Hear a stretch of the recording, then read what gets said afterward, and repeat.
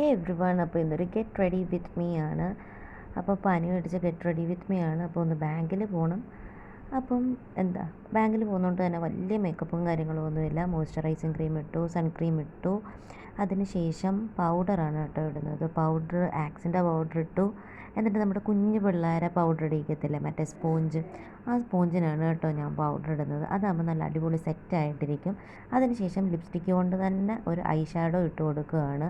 പനിയൊക്കെ പിടിച്ച് കണ്ണൊരുമാതിരി വീർത്ത് കെട്ടിയിരിക്കുകയാണ്.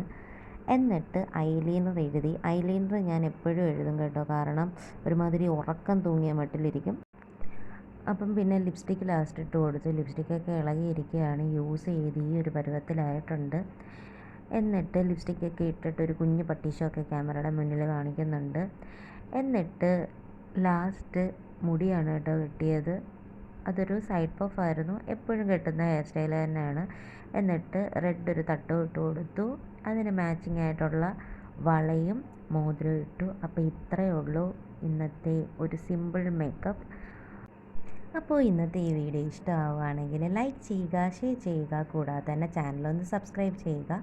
അടുത്ത വീഡിയോ ആയിട്ട് വീണ്ടും കാണാം. ബൈ.